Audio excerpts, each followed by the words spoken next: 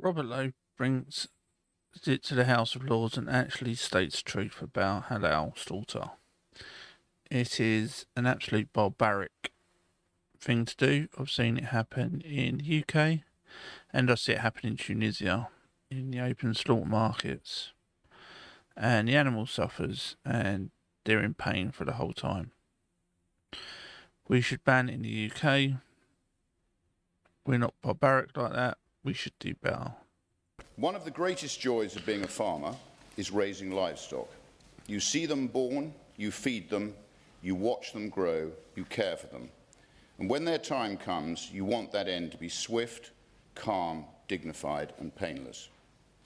Right now, today, all across the country in abattoirs, we're allowing vile practices that would turn the stomach of any decent person, all in the name of religious exemption. No bolt to the brain, no stunning, no anaesthetic, a blade, a deep crushing cut across the throat. The animal does not die instantly. It thrashes, it gasps, it panics. It feels everything. It takes about, I think it's about 30 seconds to 45 seconds for the animal to die. So it just flatters around. Depends what it is. If a cow, it can't really do much. And sometimes they even need a second cut. That's a minute of pure agony while the blood pours from its body. No sedation, no stunning, just raw terror and suffocation. As a farmer, I would rightly be prosecuted for treating our animals like that. But in the abattoir, it's legal under religious exemption. It's two-tier slaughter. Instead of an instant painless death, these poor beings are being put through the most unimaginable pain, all in the name of religion. This isn't farming, it's torture. And the British people have no idea that this is happening. Because supermarkets don't label it, restaurants don't mention it, and schools don't highlight it. And politicians in these buildings are too terrified to mention it, out of fear of upsetting the religious minorities.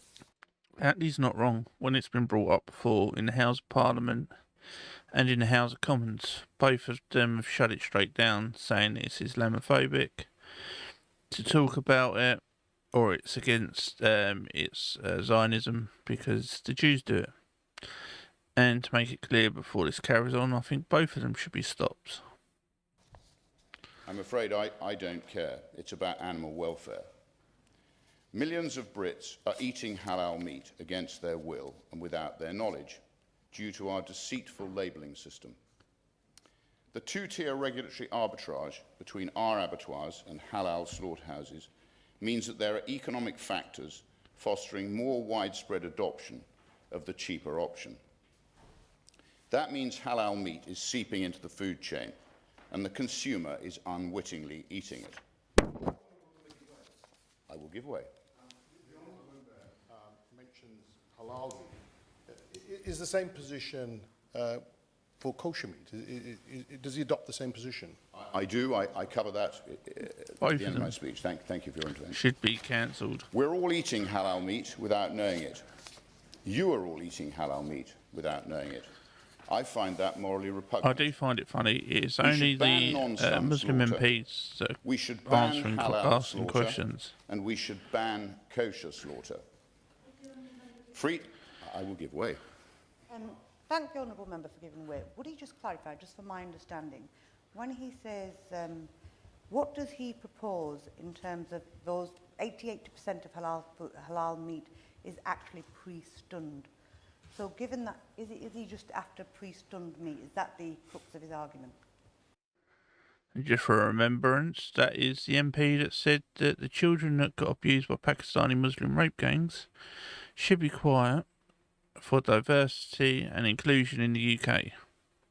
I thank the honourable member for her intervention.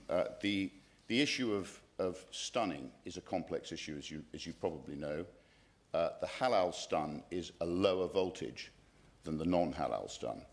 And as a member over here quite rightly said, chickens are put into an electric bath before they're killed. It is the actual level of the stun that counts. So, freedom of belief does not mean freedom to cause cruel and brutal pain. When I care for animals, I have the most stringent set of rules to abide by. I'm regulated on how to house them, how I feed them, and how I transport them.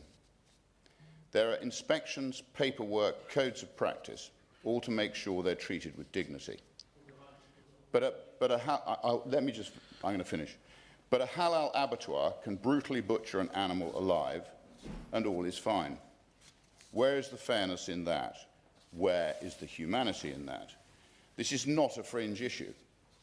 In 2024, an estimated 214.6 million animals were slaughtered for halal meat. 27 million entirely non-stun, the remainder with some form of weak and ineffectual attempt to ease the animal's pain, often causing just an epileptic fit. So you just see the animal writhing around in pain because they haven't stunned it properly. So it's pain beforehand, and then you just cut its throat and let it bleed out. As I said, it can take 30 to 40 seconds for it to die. Sometimes it could take over a minute and a half, according to Google. It is state-endorsed butchery. We talk so much about being a nation of animal lovers in this place. Well, it's time to prove it. Ban non-stun slaughter, along with any fig leaf of reduced stun slaughter, which simply accentuates the suffering. And I don't think many people could actually argue with that. I don't see what is wrong with it. I think he said everything he said was true, and everything that he said was factual. But they're not going to do it because they need the votes from the Muslim community, who it would upset too much.